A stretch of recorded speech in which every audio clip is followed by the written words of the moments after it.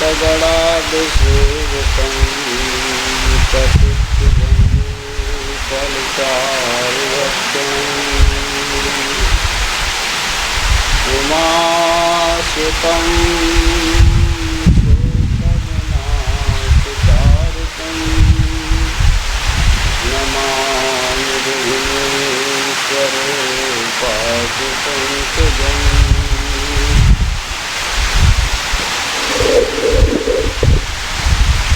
त्वमेव माता च पिता त्वमेव त्वमेव बन्धुश्च सखा त्वमेव त्वमेव विद्या द्रविणं त्वमेव त्वमेव सर्वं मम देवदेव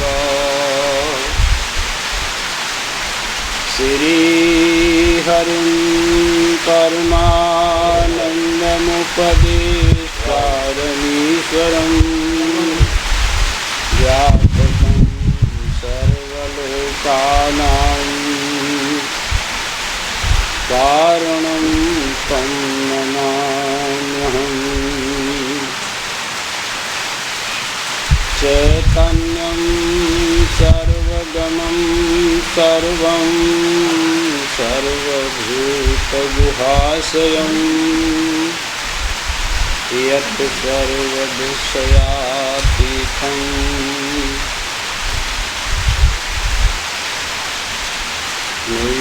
सर्वविदे नमः। ब्रह्मानन्दं परमसुखदं केवलं ज्ञानमूर्तिं गन्धातीतं गगनसदृशं तत्त्वमस्यादिलक्षणम् एकं नित्यं विमलमचलं सर्वधी साक्षिभूतं भावातीतं प्रगुणरहितं सद्गुरुं तं नमामि। वह संग से बचो। मनुष्य के जीवन में सत्संग अवश्य होना चाहिए। सत्संग से ही वैराग्य आता है और कुसंग से राग द्वेष बढ़ता है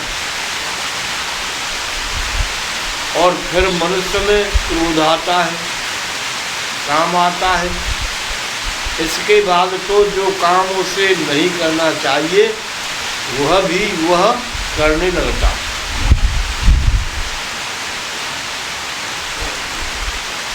सत्संग जीवन का एक मुख्य लक्ष्य है मनुष्य का। सत्संग सुनने से बुद्धि में सूक्ष्मता आती है, समझे। सत्संग से बुद्धि उज्जवल हो जाती है, पवित्र हो जाती है। किसी की वास्तविक यदि इच्छा है उस तत्व को जानने की, तो उसको सत्संग अवश्य सुनना चाहिए। वो सत्संग का तात्पर्य केवल ये होता है कि जो सत्य वस्तु है उसका स्वरूप क्या है, वह हमको कैसे प्राप्त होगा। ये जिज्ञासा, ये लालसा जब उत्पन्न होती है ना, तो उसको फिर चैन नहीं पड़ता कि वो कैसे प्राप्त होगा। दिन रात इसी का वो चिंतन करता रहता है। और जहाँ जिसको वास्तविक सत्संग प्राप्त होता है वो वहीं चला जाता है। तो सत्संग के बिना ये ज्ञान नहीं होता।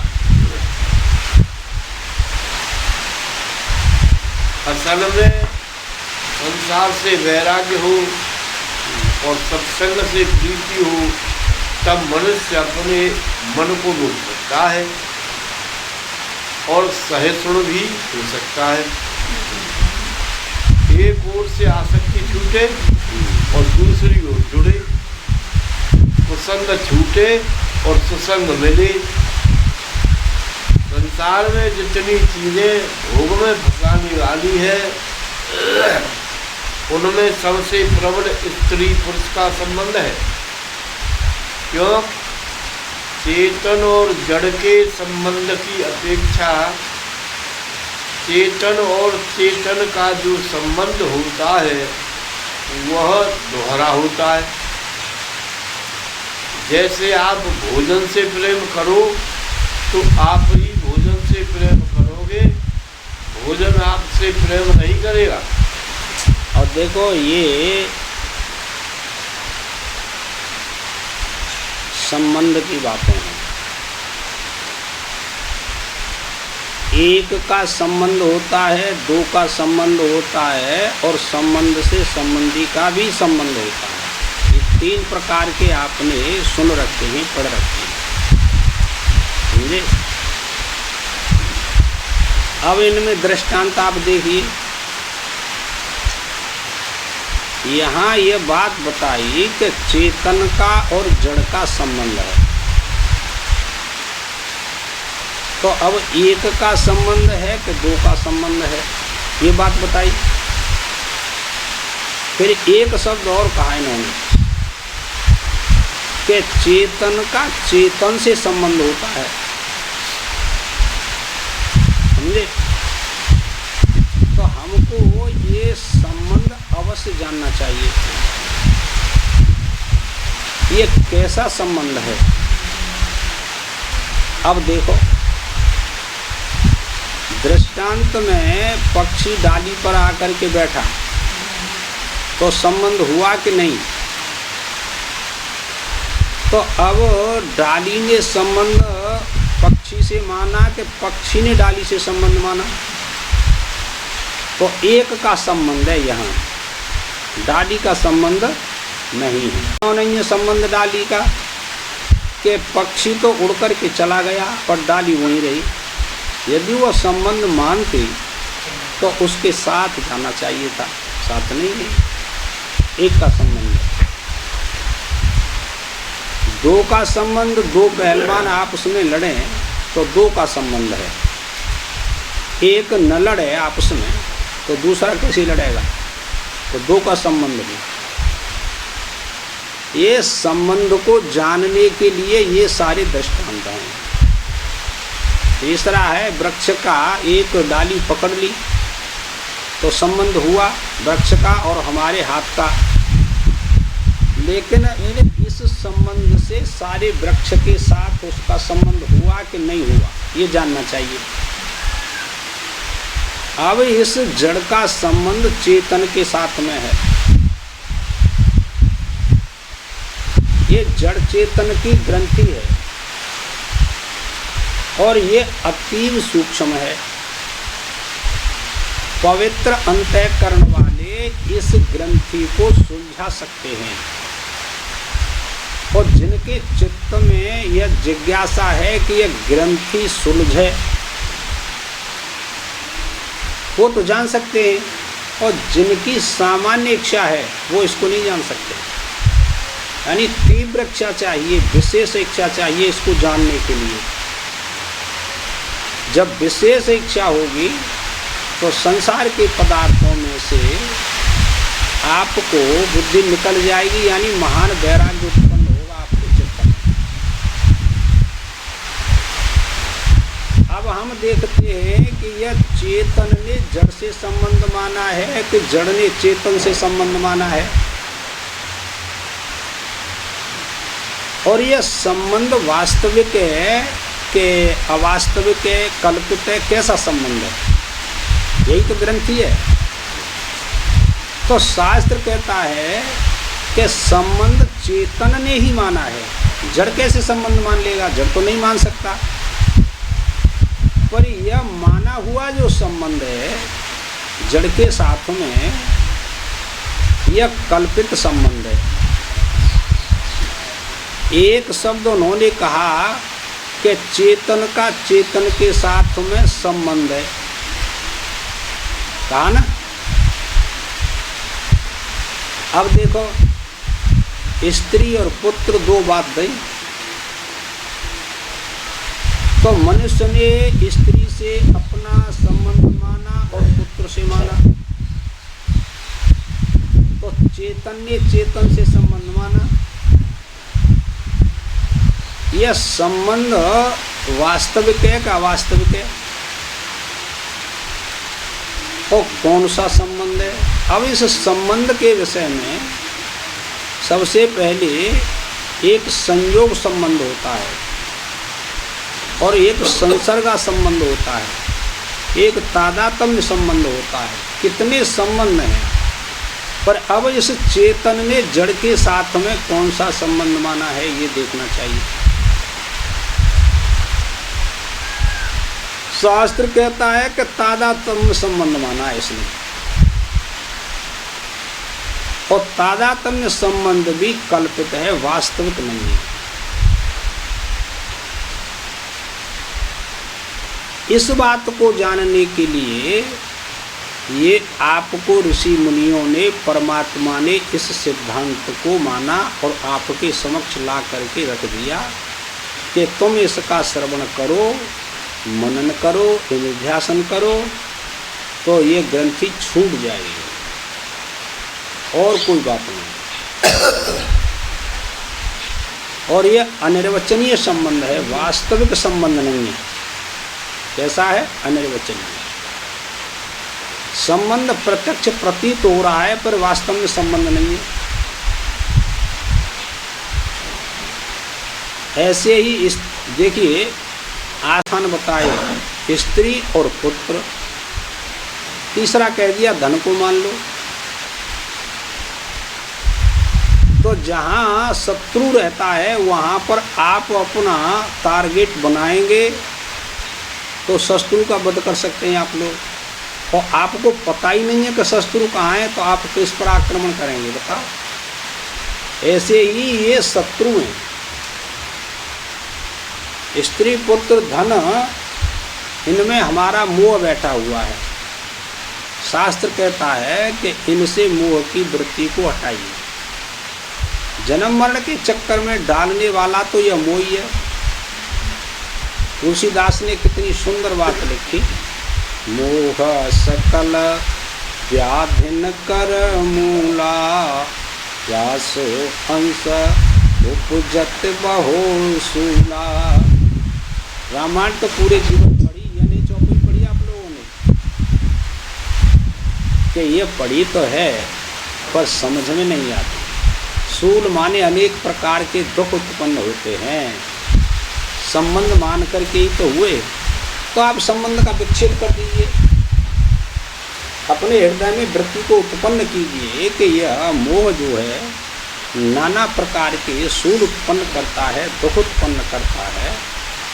तो आपके चित्त में वैराग्य आ जाए तो वो अब तक ऐसे चला गया पूरा जीवन, वो अभी तक नहीं छोड़ा। अब प्रयत्न कर लो, क्या परेशानी है आपको? कोई परेशानी थोड़ा ही है। तो उसी को वो कहते हैं आप सुवर्ण से प्रेम करोगे तो आप ही सुवर्ण से प्रेम करोगे, वो आपसे प्रेम नहीं करेगा। जड़ वस्तु है स्वर्ण जो है। पर स्त्री पुरुष का संबंध ऐसा है जिसमें रस्सी दोहरी हो जाती है। तो प्रधान मल्ल निर्वहन न्याय से यदि मन में से काम वृत्ति का निर्वहन हो गया तो लोभ क्रोध की वृत्तियों पर अपने आप ही विजय हो जाएगी। हाँ, यानी देखिए, निर्वहन मल न्याय सबसे बड़ा पहलवान है अखाड़े में, उससे कोई लड़ने नहीं आता। और आप चले गए और आपने उससे हाथ मिलाया, कुश्ती की और आपने उसको मार लिया, फिर आपके सामने कोई खड़ा नहीं होगा लड़ने के लिए, फिर किसी की नहीं चलेगी। कि इसने मुख्य को ही पछाड़ दिया तो हमारी क्या चलती है, सब मन में सोचेंगे। वही बात कही कि इस मोह को आपने संबंध को स्त्री पुत्र के संबंध पर विजय प्राप्त कर ली, मोह त्याग दिया, ये सबसे बड़े पहलवान हैं, बाधक हैं परमात्मा की प्राप्ति में। तो फिर काम क्रोध लोभ ये बेचारे क्या चल रही है, गिडरा के मारे फिर ना आ रही तुम्हारे घर, आपकी विजय हो गई, ये अर्थ किया है।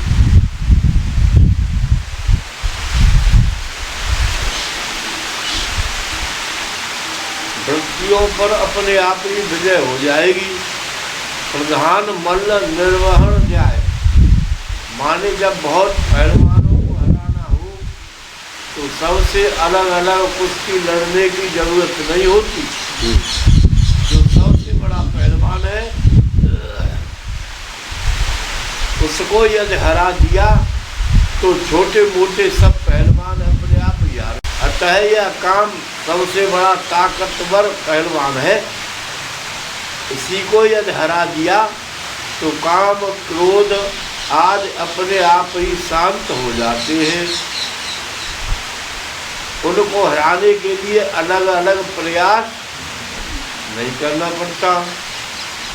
अब भगवान श्री कृष्ण इस 26वें अध्याय में काम की वृत्ति से पुनर्वा को कैसे वैराग्य हुआ, एक गीत के माध्यम से इसका निरूपण कर रहे हैं। श्री भगवान वाद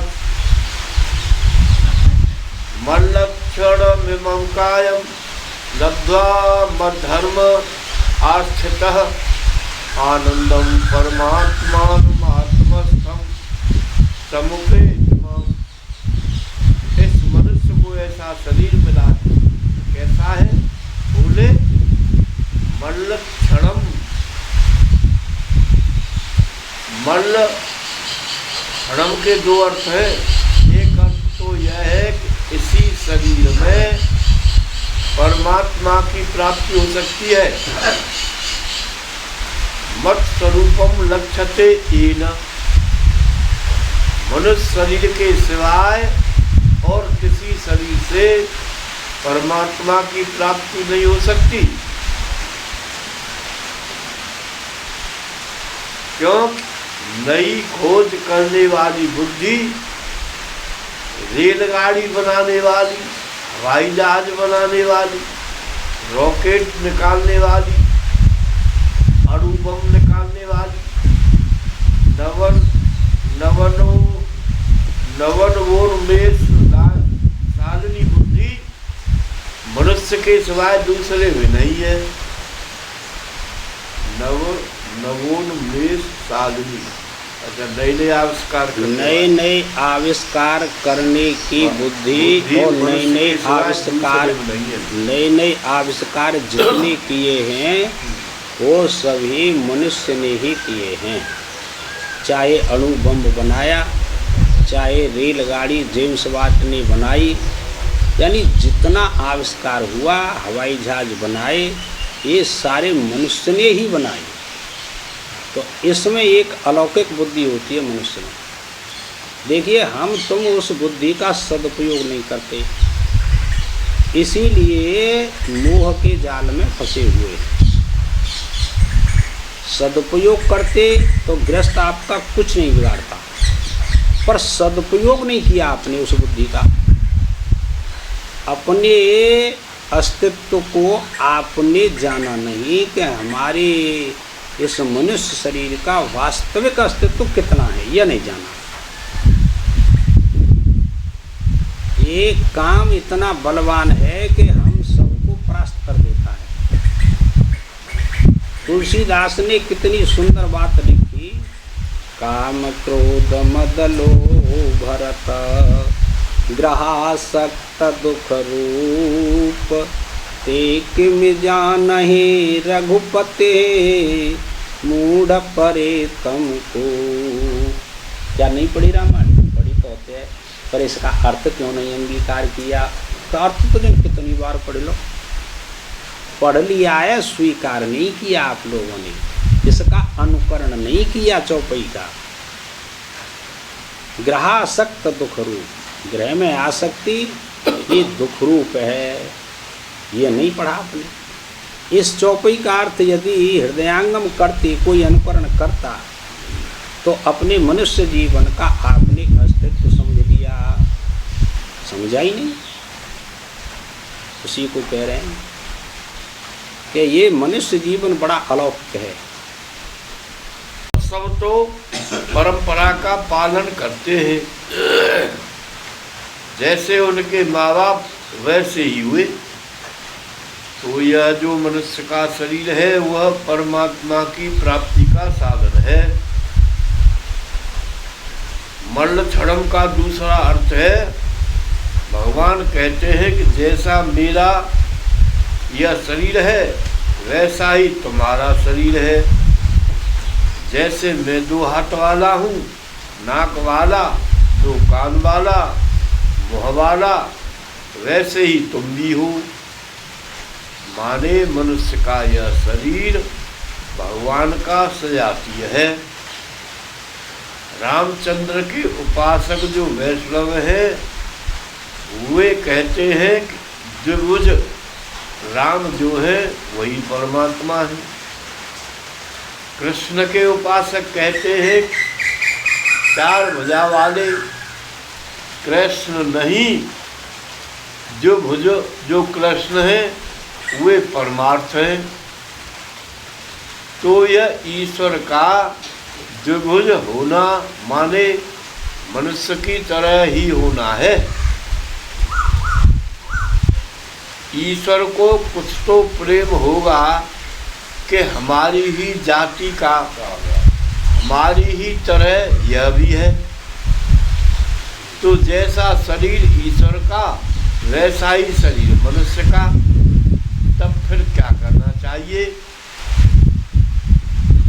मद्धर्म आस्थितः, 2 हाथ वाले आदमी का यह कर्तव्य है, 2 हाथ वाले ईश्वर का बताया हुआ जो धर्म है उस पर आस्था करे, उसमें निष्ठा करे, ईश्वर के बताए हुए धर्म पर चले। इससे क्या होगा? बोले आनंदम परमात्मा न मात्मस्थम समुपेत माम, माम समुपेत मेरे पास आ जाओगे। उस माम के पास जो आत्मस्थम तुझ में ही स्थित है वह कौन है? वह परमात्मा ही है। वह परमात्मा कैसा है? आनंद स्वरूप है। तो आनंद स्वरूप तुम्हारी ही आत्मा का सच्चा स्वरूप और हृदय में ही विराजमान साक्षात ब्रह्म रूप से जो मैं हूँ उसकी तुमको प्राप्ति होगी। मेरे बताए हुए रास्ते पर चलो। धर्म की मर्यादा के अंतर्गत रह करके कोई भी पुरुष हो, ब्राह्मण क्षत्रिय वैश्य शूद्र, जो अपने धर्म का पालन करता है वह वास्तव में अपने स्वरूप को प्राप्त कर लेता है। और धर्म का पालन नहीं करता, वो कितना भी यत्न करता रहे, वो वास्तविक अपने स्वरूप को प्राप्त नहीं कर सकता है। धर्म में निष्ठा होनी चाहिए पहले कि मैं धर्म का त्याग नहीं कर सकता। प्राण भले ही चले जाएं पर मैं धर्म का त्याग नहीं कर सकता। ऐसा जिसका निश्चय होता है ना, उसको अपनी आत्मा का ज्ञान हो जाता है। धर्म के 10 लक्षण बताए, धृति, क्षमा, दमास्तेय, शौच, इंद्रिय निग्रह, बुद्धि, विद्या, सत्य और अक्रोध। ये 10 लक्षणों में से आपको पहले से धारण करने चाहिए, तो हम मनुष्य हो सकते हैं और उस आत्मा का ज्ञान प्राप्त कर सकते हैं। गुणमय्या जीव योन्या विमुक्तो ज्ञान निष्ठया गुणेश माया मात्रेश दृश्यमानेश्व वस्तुतः वर्तमानोपि न कुमान्योज्यते वस्तुभिर्गुणैः। यह जो जीवों की तरह तरह की योनियां हैं, जीव की उपाधि है,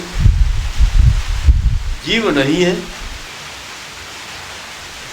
और सत्वमयी रजोमयी तमोमयी त्रिगुण से बनी हुई है। तो पहला काम यह है कि ज्ञान निष्ठा के द्वारा उससे अपने को छुड़ाओ। ज्ञान निष्ठा का कोई अभ्यास करता है धर्मपूर्वक, तो इस त्रिगुणमयी जो पंचभूत कृत आकृति है मनुष्यों की, उससे वो छूट जाता है। पहले ज्ञान करो वेद शास्त्र के द्वारा, फिर उसमें निष्ठा करो। तो घोर अभ्यास करना पड़ेगा आपको, तो आपको उस आत्म तत्व का ज्ञान हो सकता है।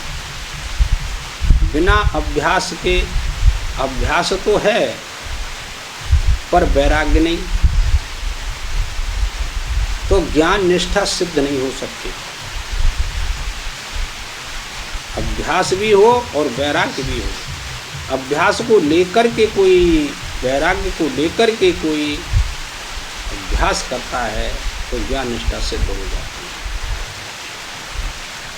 ज्ञान निष्ठा के द्वारा इससे अपने को छुड़ाने का क्या अर्थ है?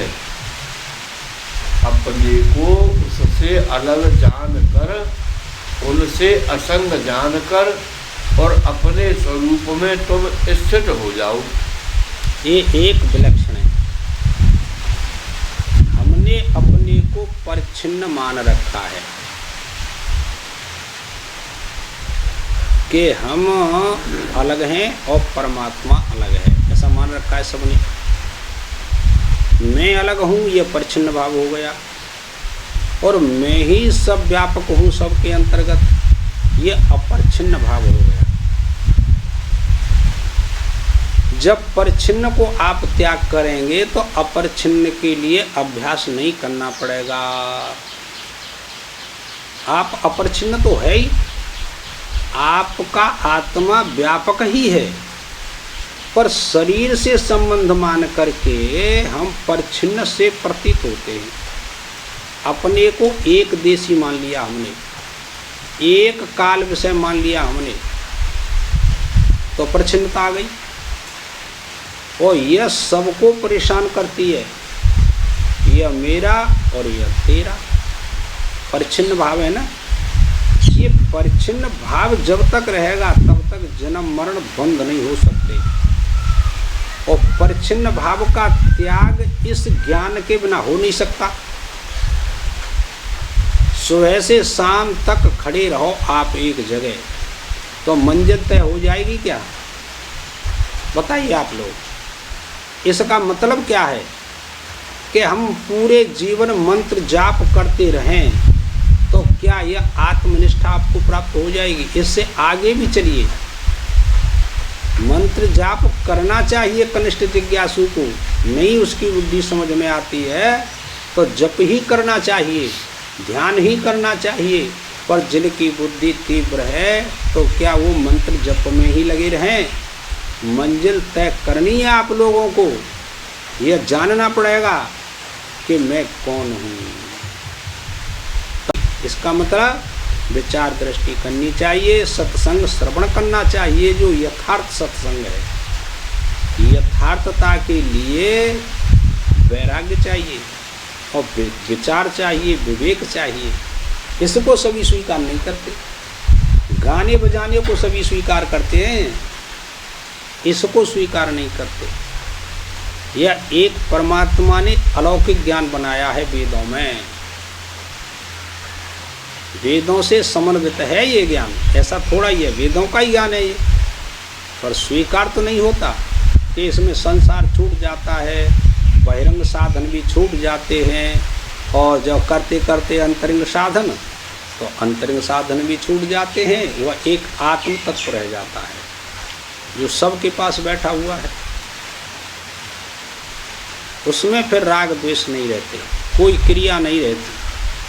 क्रिया जहाँ तक होती है वहाँ तक तीनों गुणों का ही समावेश रहता है, और तीनों गुणों से यह शरीर बना है, इसमें आसक्ति नहीं रहती। फिर इसकी आप चिंता करेंगे, कोई चिंता करेगा कि शरीर कैसे रहेगा, मैं साधन करूँगा तो आपकी शरीर में ही अभ्यास है। हमको यह भी पता नहीं है कि शरीर की रक्षा दो तरह होती है, हम जानते नहीं। हमने प्रभु को समर्पण कर दिया अपना तन मन धन सारा, तो प्रभु रक्षा करेगा आपके शरीर की। और आपने समर्पण नहीं किया है, जानते नहीं हैं, तो आपके शरीर की रक्षा आपकी प्रारब्ध कर्म करेगा। दो बातें हैं, तुम किस पर निर्भर होंगे, फिर शरीर का अध्यास चला जाएगा। दोनों में से एक को स्वीकार कर लो। गीता में भगवान ने नहीं बताया, अनन्यास चिंतयन्तो माम ये जना पर्युपासते तेषां नित्याभियुक्तानां योगक्षेमं वहामि। अर्जुन, जो मेरे समर्पण कर देता है तन मन धन को, उसका योगक्षेम मेरी जिम्मेवारी है। उसकी देखा भाली, उसका योगक्षेम, उसकी रक्षा फिर मेरे को करनी पड़ती है। उसको प्रारब्ध का ज्ञान नहीं, प्रारब्ध की आशा छोड़ दी है उसने। प्रारब्ध को नहीं मानता जो मेरे समर्पण हो जाता है, वो कहता है मेरी रक्षा प्रभु के ऊपर है, वो करेंगे सो करेंगे, मेरे को कोई चिंता नहीं है। कैसी है अनन्य भक्ति, इसी को अनन्य भक्ति कहते हैं। कितनी बार श्रवण कर लिया पर अभी तक यह भाव ही जागृत नहीं हुआ। तब फिर क्या होगा? इंद्रियां, अंतःकरण, यह संसार फिर रहेगा कि नहीं रहेगा? रहेगा तो सही, लेकिन गुणेश माया मात्रेशो, रहेगा तो बिल्कुल माया मात्र रहेगा।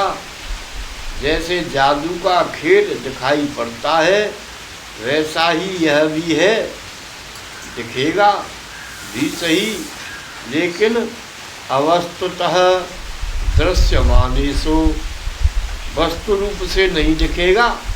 देखो कितना बढ़िया सुंदर दृष्टांत दिया।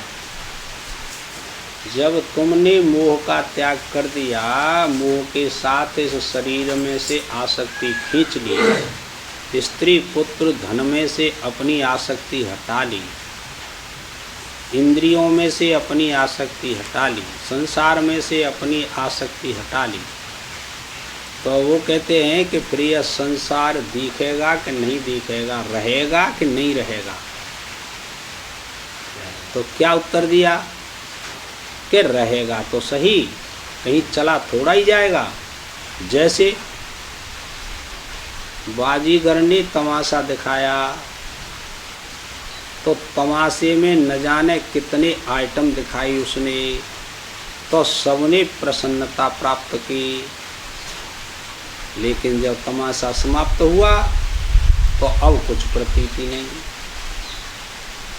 तो क्या आपको उनके पदार्थों की प्राप्ति की इच्छा होगी जो दिखाई थे उसने? होगी। तो ठीक इसी प्रकार से जब अपने को तुम इंद्रिय, धन, संपत्ति, संसार से अलग हो जाएंगे तो ये रहेंगे तो सही, पर इनमें फिर मोह वृत्ति नहीं रहेगी, फिर आप स्वतंत्र हो गए। स्वतंत्र तो पहले भी थे, लेकिन बिना ज्ञान के अपनी स्वतंत्रता को आपने स्वीकार नहीं किया। स्वतंत्रता का क्या अर्थ होता है? स्व से इतर जो प्रयुक्त करता है उसे स्वतंत्र कहते हैं। है तो स्वतंत्र ये जीवात्मा, पर इसने शरीर से, इंद्रियों से, संसार से अपना संबंध मान करके अपने को परतंत्र मानने लगा, बाकी और कोई बात नहीं। और इनसे संबंध त्याग दो तो स्वतंत्र ही है। अवस्तुतः दृश्य माने तो वस्तु रूप से नहीं दिखेगा। जैसे आकाश में नीलिमा दिखती है ऐसे ही दिखेगा, माने बिना हुए ही दिख रहा है। आकाश में नीलता है क्या?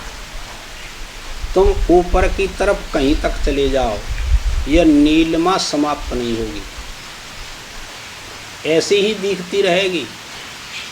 पर वास्तव में जब विचार दृष्टि आती है तो ये नीलिमा है ही नहीं, है थोड़ा ही पर दिखाई देती है। यह प्रसंग हरिद्वार चलाया था मैंने, एक महात्मा पढ़ाते थे वृत्ति प्रभाकर, 9 नंबर वो उस पर, तो हम भी चले जाते और साधु जाते, गृहस्थी भी पढ़ते थे। प्रेमानंद नाम था, बहुत छोटे थे, आज इसकी बराबर, चेचक के दाग थे, आज तक चेहरा याद है, बड़े विद्वान थे। मैं स्वामी जी ये नीलता का हेतु क्या है ये बता। तो उन्होंने बताया, मैंने उनको निरस्त कर दिया कि ऐसा नहीं होता। उन्होंने कहा दूरत्व दोष है। मैंने दूरत्व दोष जहाँ होता है वहाँ कालिमा होती है स्वामी जी। दूरस्थ दोष होगा तो कालिमा होगी, और यह है नीलिमा। इसका कारण क्या है यह बताइए।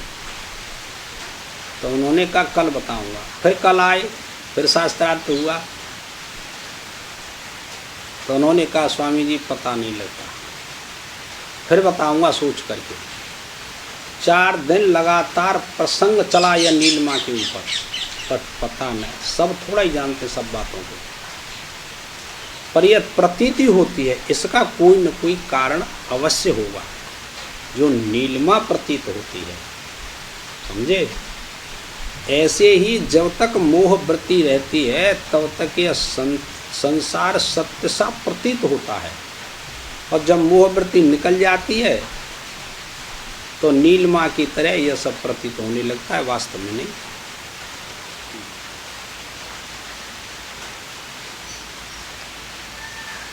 तो उसमें व्यवहार करता हुआ भी जीवन मुक्त पुरुष, ये जो केवल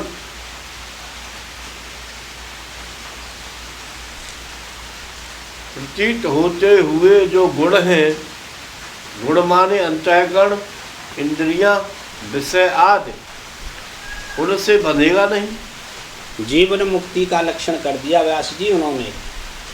ये जीवन मुक्त जो पुरुष होते हैं वो व्यवहार करते हुए भी इसमें लाला नहीं फंसते। अच्छा, पृथ्वी को छोड़ करके कहाँ जाएंगे जिसको आत्मज्ञान हुआ? आज तक जितने ऋषि मुनि हुए, महान पुरुष, हंस, परमहंस, पृथ्वी का त्याग करके कहीं नहीं गए, आपके ही बीच में रहे वो, और आपके सारे कट शब्दों को भी सहन किया और सेवा को भी सहन किया।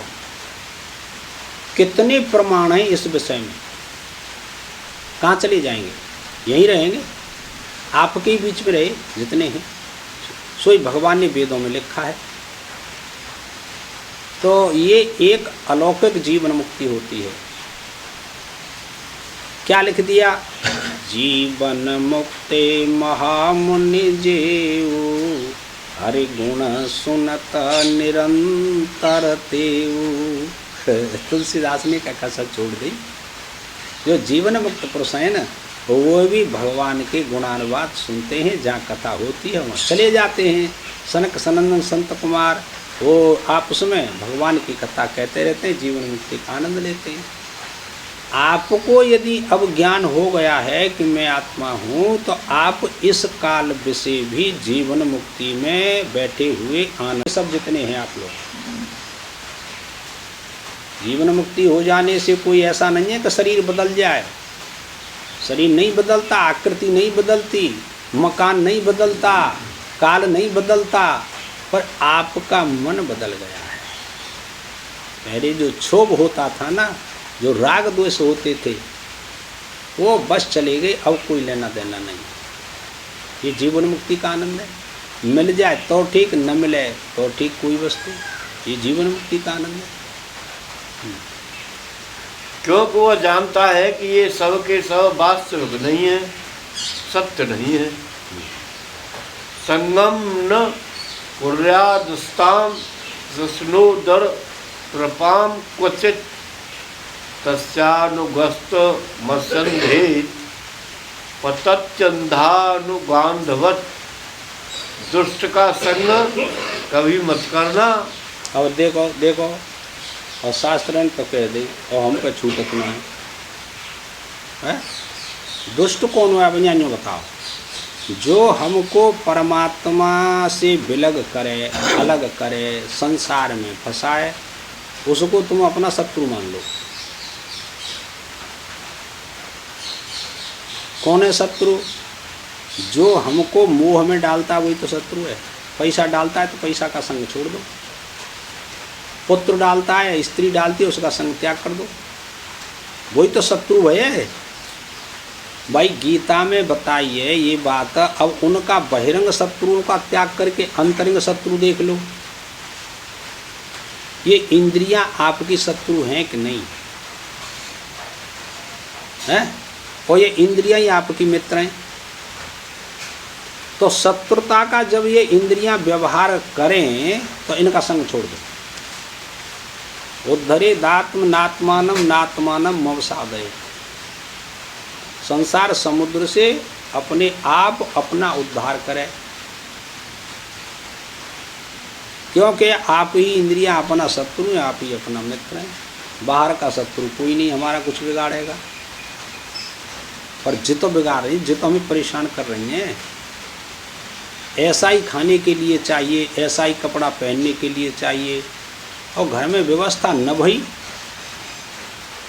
तो फिर आप दंगा करेंगे कि नहीं? कि दंगा तो होगा। फिर आजकल के बच्चे बच्चियां इसी प्रकार से जी रहे हैं।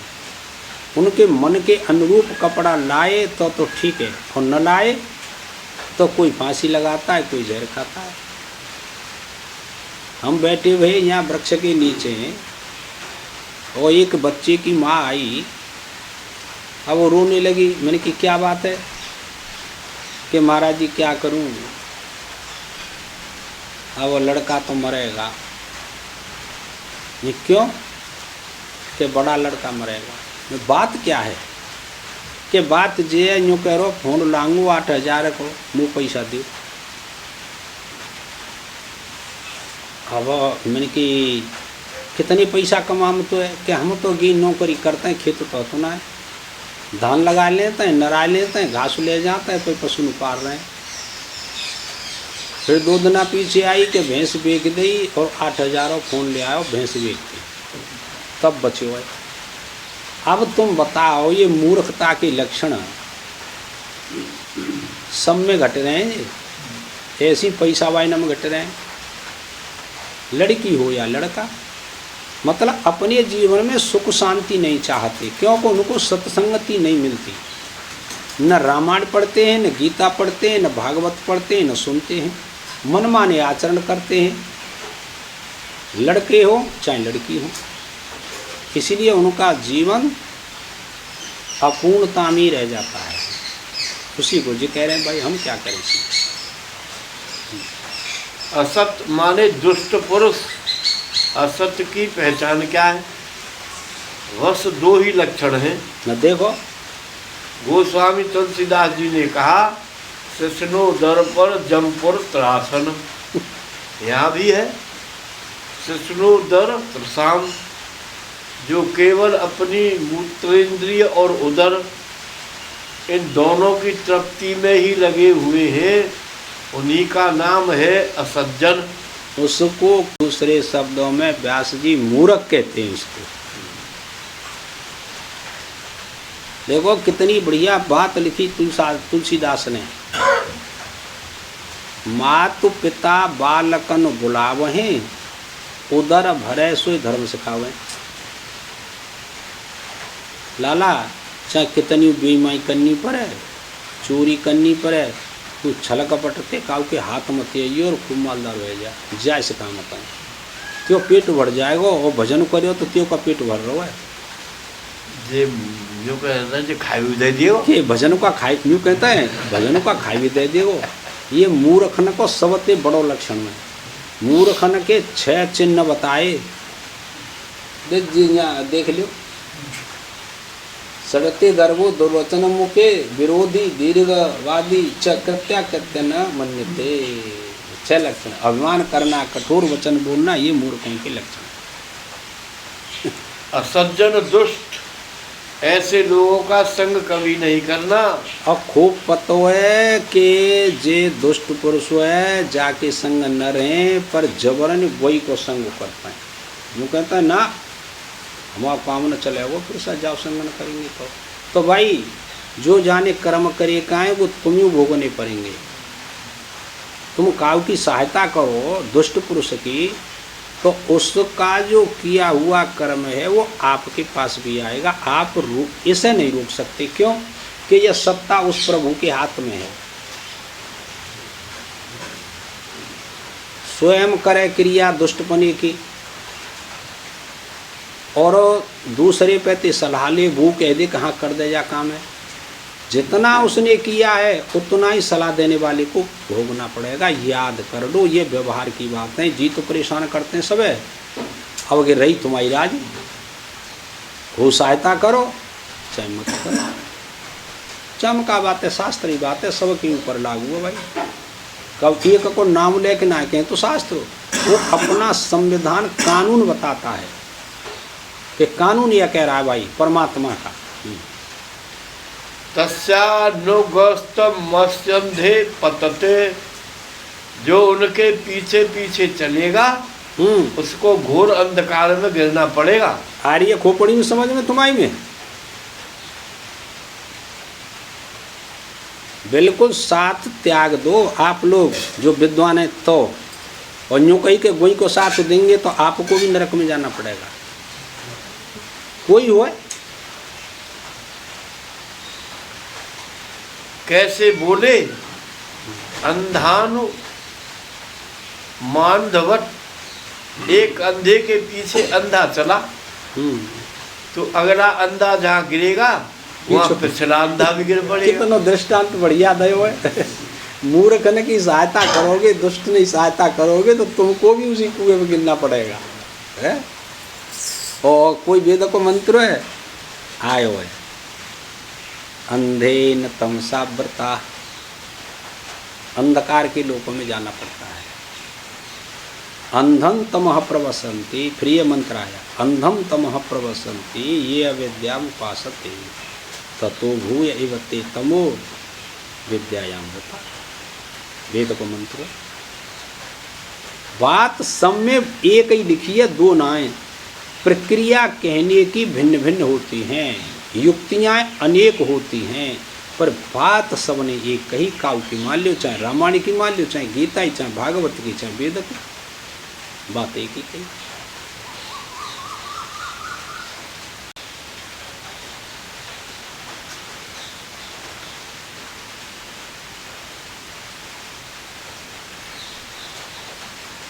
अंधे नैव नियमाना यथांधाः। मुंडोपनिषद में यह प्रसंग आया, आगे आगे अंधा चल रहा है और कह रहा है चले आओ चले आओ, हमारे पीछे चले आओ चले आओ। हमको सब रास्ता मालूम है। हाँ देखो, अब वह खुद अंधा और उसके पीछे चलोगे तो मालूम नहीं मरने के बाद कहाँ रास्ता निकलता है, कहाँ जाना पड़ता है। तो यदि ऐसे मनुष्य के पीछे चलोगे तो वह जीवन काल में ही गड्ढे में ले जाकर गिरा देगा।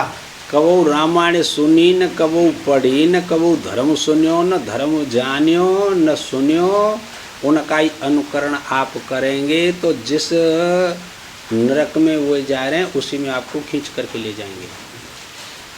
इसको कहते हैं जहाँ एक भीड़ गिर पड़ी न तो सब गिर पड़ेंगे। और हम क्या करें, इसको कहते हैं भीड़ चाल। देखो बात ऐसी है, एक राजा था, भेड़ चाल की बात बता रहा हूँ। तो राजा से आरोप आया कि एक अपराध हो गया बहुत छोटा सा। तो उसने ब्राह्मण बुलाए विद्वान पुरुष। उन्होंने कहा महाराज ऐसे ऐसी बात है, ये थोड़ा सा गलती हो गई मेरे से, इसका प्रायश्चित कैसे होगा, मेरे को प्रायश्चित बताओ। ब्राह्मणों ने कहा कि राजा प्रायश्चित है पर तू करेगा नहीं। उन्होंने कहा महाराज जब पूछा है तो करने के लिए पूछा है मैंने, वैसे ही थोड़ा पूछा है, आप बता दें कि तो हम बताएं तेरे को। देख सुन, किसी गरीब ब्राह्मण की कन्या 20 साल की हो, विवाह नहीं हुआ हो और अति सुंदर हो, तो उसको अपने पास ला। पुत्री का भाव रखना, बहुत अच्छी तरीके से, पुत्री से भी ज़्यादा पुत्री मानना, और अपने यहाँ ला और रख और उसकी सेवा कर। जब सारे नगर में यह पता लग जाए कि उस ब्राह्मण की कन्या को राजा ले गया, तो उसको अपने साथ सुंदर वस्त्र पहना करके बिना श्रृंगार किए और अपने साथ बाजार में ले जा, गांव में नगर में घुमा, तो तेरा प्रायश्चित हो जाएगा। उसने कहा महाराज कोई बात नहीं, ऐसा तो मैं कर सकता हूँ। उस नगर में एक बहुत ब्राह्मण था और विद्वान था, विद्वान भी था, पर मकान दुकान कुछ नहीं था, बहुत गरीब था, झोंपड़ी में रहता था।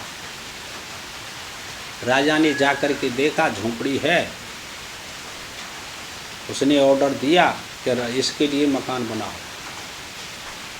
और उसने ब्राह्मण के पैर पूजे और कहा महाराज अपनी पुत्री को मेरे को दे दो, मैं इसका विवाह कर दूंगा और मैं इसकी सेवा करूंगा, कुछ दिन 2 महीने 4 महीने अपने घर रख लूँगा मैं।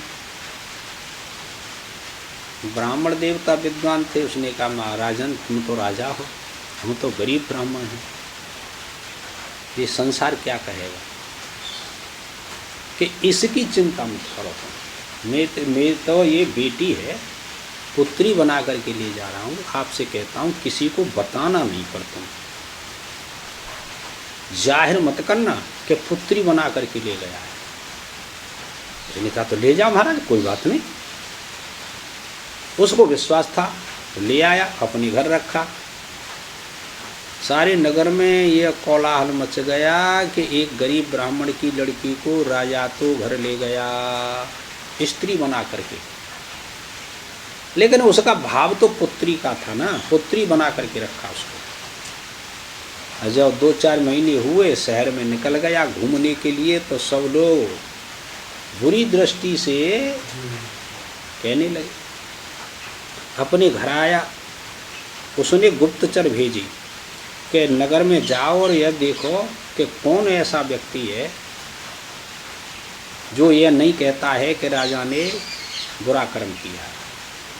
अब गुप्तचर गए, सारा नगर यही कह रहा है कि राजा ने बहुत अनर्थ किया है।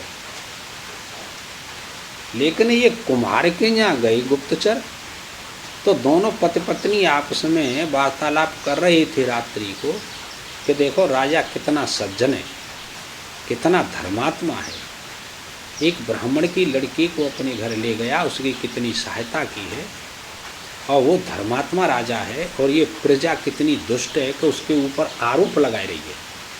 राजा ऐसे भाव से नहीं रखता उस कन्या को, वो तो उसका विवाह करेगा, और उसके लिए मकान बनाया, उसने धर्म का त्याग नहीं किया राजा ने। पर यह प्रजा जो है कैसी है कि अनेक आरोप करती है। पति पत्नी ऐसा वार्तालाप कर रहे थे, गुप्तचर सुन रहे थे, समझे। अब आए, पूछा, उन्होंने कहा महाराज सारी प्रजा तो कहती है, पर एक कुम्हार कुम्हारी नहीं कहते आपके प्रति। वो कहते राजा ऐसा है ही नहीं, राजा तो धर्मात्मा है, उसने तो धर्म को स्वीकार किया है। बस उसका विवाह करके अब सबके सामने विवाह किया, उसने पैर पूजा। अब जनता देखती है कि ये क्या हुआ। हम कुछ समझ रहे थे और वो कुछ समझ रहे थे। फिर पंडित बुलाए विद्वान कि महाराज ये तो मैंने काम कर दिया। कि तो राजन तेरा जो प्रायश्चित था वो पूरा हो गया। एक और ये कह देता तो एक अंश भी नहीं रहता तेरे पाप का, वो एक अंश तो रह गया है भाई, वो तो तेरे को भोगना पड़ेगा। यदि ये कुम्हार कुम्हारी कह देते तो एक अंश भी नहीं भोगना पड़ता, सारी प्रजा एक साथ हो जाती। तो महाराज धर्म की मर्यादा ऐसी होती है, तुम ऐसे मन समझो कि ये भोगना नहीं पड़ेगा। उसी को कह रहे हैं धर्म कुछ वस्तु है तो सही। ये न का परिचय ये लहा सम्नादिमां गाथा मय गायत बृहच्छ्रवाह उर्वशी विरहा न मोह्य निर्वनः शोक संयमे। सम्राट पुरुरवा इला का पुत्र था। यह इला कौन? सुजम्न। जब उमा वन में गए थे, उमा वन माने जहाँ शंकर जी के साथ उमा जी विहार करती हैं, वहाँ ऋषि महर्षि चले जाते थे। इसलिए उमा जी की आज्ञा से शंकर भगवान ने यह नियम बना दिया कि जो यहाँ आए वह स्त्री रूप में हो जाए। तो उस वन का नाम उमा वन हो गया। ठीक। तो सुजम्न वहाँ जाने पर इला बन गया। कौन? सुद्युम्न राजा इला बन गया। हाँ, साप के कारण। और उसी इला का यह पुत्र है पुरुरवा। यह सम्राट था और बृहच्छ्रवाह बड़ा यशस्वी था। प्रयागराज के पास झूसी जो स्थान है, यह पुरुरवा की राजधानी थी। झूसी आज भी झूसी नाम से इलाहाबाद में विख्यात है। सप्तद्वीपवती पृथ्वी का पति था और बड़ा प्रतापी था। लेकिन उर्वशी से जब उसकी प्रीति हो गई, बड़ा भारी विरह हुआ, मोह हुआ और बाद में फिर बड़ा निर्वेद भी हुआ। तो निर्वेद होने के बाद जब शोक कुछ काबू में आया, तब उसने जो गाथा गाई थी उसका अब वर्णन कर रहे हैं। पहले उनकी पूर्व मोहावस्था को कहते हैं। पुरुरवा के साथ में उर्वशी ने अप्सरा ने विवाह किया तो इतना मोहित हो गया कि उसको अब आप सुनिए कैसे रहता था। मोह के वशीभूत हो करके, काम के वशीभूत हो करके उसका चित्त अचित्त हो गया, इतना आसक्त हो गया था। तो कैसी गति थी उसकी, उसको बताते हैं।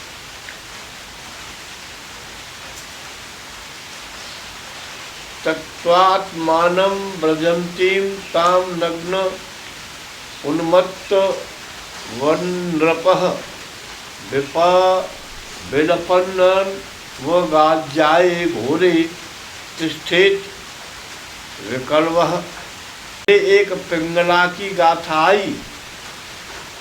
वह पुरुष की आसक्ति से पिंगला की क्या गति हुई, पुरुष शरीर में क्या दोष है, इसका वर्णन उसमें है। और उसमें उर्वशी स्त्री से आसक्ति हो जाने के कारण पुरुरवा की क्या गति हुई, क्या दुर्दशा हुई, इसका वर्णन है। और लोभ होने के कारण भिक्षु की क्या क्या दुर्दशा हुई और अंत में उसने क्रोध को किस ढंग से सहन किया, संयम में किया, यह भिक्षु गाथा में देखने को मिलेगा। यहाँ काम के कारण पुरुरवा की क्या दशा हुई उसका वर्णन करते हैं। कि जब वह उर्वशी नग्न होकर पुनर्वा को छोड़कर स्वर्ग में जाने लगी तो वह सम्राट तो पागल हो गया और नंगा होकर विलाप करते करते उसके पीछे पीछे दौड़ा। अरि जाए अरि घोरे तिष्ठ, तेरा हृदय बड़ा कठोर है, ठहर तो मेरी दो बात तो सुन ले। बड़ी विकलता से भरकर उसने उर्वशी को पुकारा। कामान तृप्तो नुजुसन क्षुल्लकान वर्षयामनिह न वेदयांति नायांति रुवस्या कृष्ट चेतनः। वर्षों तक उसने क्षुद्र जो काम है, छोटे छोटे जो भोग हैं, उनमें जीवन बिता दिया और अतृप्त उनसे उसकी तृप्ति नहीं हुई। वर्षों की रात्रियां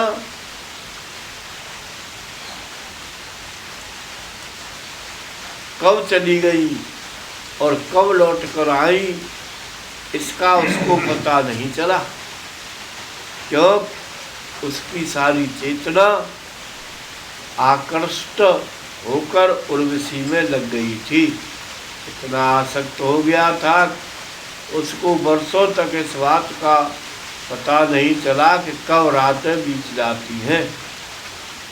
राजा का निर्वेद गीत।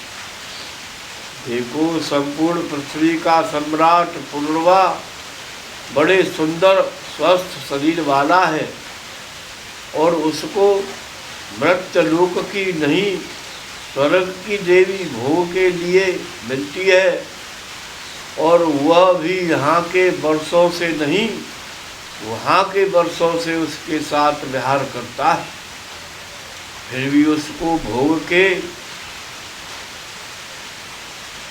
द्वारा तृप्ति नहीं होती है। तो जो साधारण मनुष्य है, जिनके पास कुछ अधिक अधिकार नहीं है, अधिक धन नहीं है, अधिक स्वस्थ सुंदर शरीर नहीं है और देवता शरीर भी नहीं है और इस मृत्यलोक के शरीर से मृत्यलोक के भोगों में ही आसक्त है, उन लोगों को तो इतना सुख मिलेगा ही कहाँ से।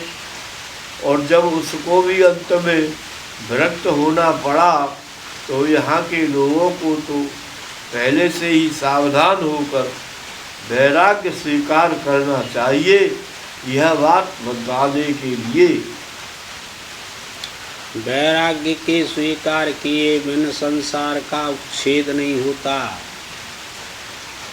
पुनर्वा एक पृथ्वी मंडल का एक महान सम्राट भी आसक्ति हो गई देवता लोक की किसमें, उर्वशी में। समझे, इतना तप था उसका कि उर्वशी को वहाँ आना पड़ा, लेकिन वह एक तय करके आई थी संकल्प के द्वारा कि राजन मैं चलती हूँ आपके साथ में आपकी पृथ्वी लोक पर, जबकि मेरा जाना ठीक नहीं, ये भी जानती थी वो, पर उस दिन मैं स्वयं चली आऊँगी तेरे को छोड़ करके। उन्होंने कहा क्या शर्त है कि ये मेरे 2 भेड़ के बच्चे हैं, इनकी तू रक्षा करना और जिस दिन इनको कोई ले जाएगा चुरा करके और तेरे को मैं नग्न देख लूँगी, उस दिन मैं फिर तेरे पास नहीं रहूँगी। तो उसने उसी का पालन किया। अब इंद्र ने वहाँ देखा कि स्वर्ग लोक में उर्वशी नहीं है।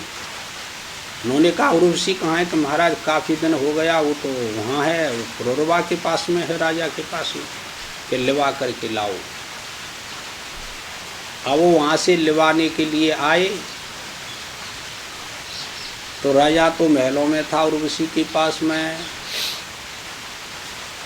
तो वो तो उसका संकल्प था भेड़ों के बच्चों को चुरा करके और ले चले। उर्वशी ने कहा चोर आ गए राजन, चोर आ गए। राजा नग्न अवस्था में सोए हुए था वो तलवार लेकर के उनके पीछे दौड़ा तो आकाश में बिजली के समान प्रकाश हुआ उन देवताओं का। तो राजा को नग्न देख लिया उर्वशी ने। उसने कहा राजन अब नहीं रह सकते, तो वह उन्हीं के साथ स्वर्गलोक को चली गई। ये कथा है। तो वो कहते हैं कि जब इस प्रकार से ऐसे महान राजा पुरुरवा की आसक्ति हो गई इसमें, तो साधारण मनुष्यों आप सोच समझ करके जीवन काटना। यह माया बड़ी प्रबल है, न जाने कहाँ हो करके आपके ऊपर आक्रमण कर दे। संसार के भोग भोगने के लिए बनाए, पर धर्म के अनुकूल बनाए। हम तुमने धर्म का त्याग किया है, इसीलिए वैराग्य उत्पन्न नहीं होता, और वैराग्य के बिना संसार का उच्छेद नहीं होता। जन्मो मरो इसी धारा में ये सारे प्राणी बहते हुए चले जा रहे हैं। ये एक धारा है। अब भी संभल जाइए और वैराग्य को चित्त में लाइए हर समय। शास्त्र बताता है एकांत में रहना, कम भोजन करना, सात्विकी भोजन करना, ये बताया शास्त्र ने, है ना। तो जब तक हम इस प्रकार से इस कदर से अपना जीवन निर्वाह नहीं करेंगे, तब तक संसार छूटने वाला नहीं है। याद कर लो, शास्त्र की मर्यादा किसी प्रकार से तो उसको रखो अपने भीतर। ये उवाच अहो में मोह विस्तार काम कस्मल चेतसः देव्यागृहीत कंठस्य नायो खंडा इमे स्मृता। राजा राज ने कहा, हाय हाय, मैं अपने मोह के विस्तार का क्या वर्णन करूं। मेरा चित्त काम से अत्यंत मलिन हो गया, दूषित हो गया। इस देवताओं की पत्नी देवी उर्वशी ने हमारा ऐसा गला पकड़ा कि हमें याद ही नहीं रहा कि हमारी आयु के कितने वर्ष बीत गए। ऐसी है काम शक्ति, पता ही नहीं रहता।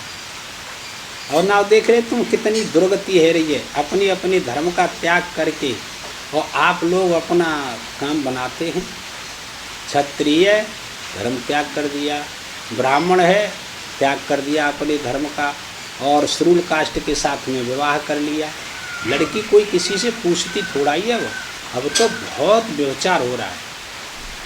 इनको ये पता नहीं कि हमको क्या इसका फल मिलेगा। फल पर दृष्टि नहीं है, इसीलिए आप धर्म का त्याग कर देते।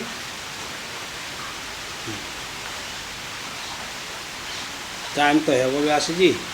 बोलो सदगुरुदेव भगवान की।